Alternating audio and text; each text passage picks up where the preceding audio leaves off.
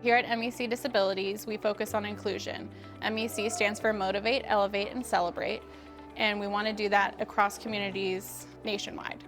We have been on the journey of inclusive practices for many years. It's about dignity, it's about respect. Our students with special needs are going to be in general ed settings, they're going to be included in activities, they're going to be included in regular ed classrooms. A few months ago, I came to the Phoenix Elementary School and saw a couple of different inclusion practices that are easy to do right off the bat for any school.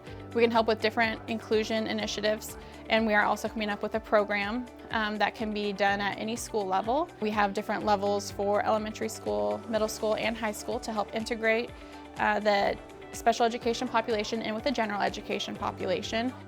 It's starting to be a great partnership that we can work together and not only help us be better, but help other districts and have them see sometimes easy it is to make a big difference. When we started building our new high school, for example, the special needs students with disabilities were on the forefront of our mind, not an afterthought. And so we really built that school around what it means to be inclusive, what supports and what facilities need to happen for our students to be able to access and thrive in that environment. With support comes inclusion and adaptability.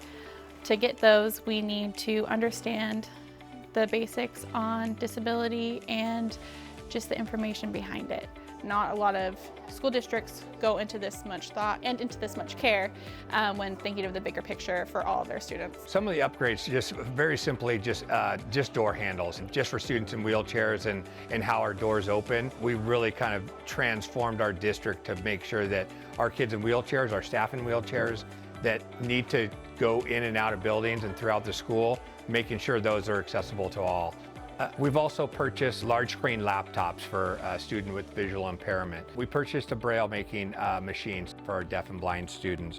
We've created sensory spaces in all of our schools for self-regulation, for time just to really kind of just debrief, wind down, have some time to just relax for the next activity. We started putting picture cues on our cafeteria lines. We looked at the boards we have on our playground to actually have some visuals to what it means to wait in line, what it means to share, what it means to be polite. It doesn't matter where you reside in our district, we have a program for you in our neighborhood school.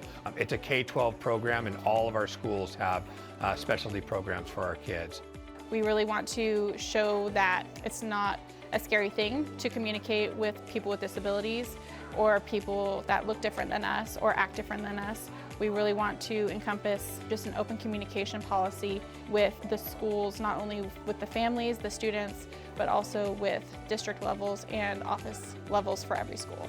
And in the communities, it kind of helps because it trickles down into a fact that you can go out in public with your children with disabilities and feel included and welcomed and not feel shunned for how they either act or different tools that they have to use.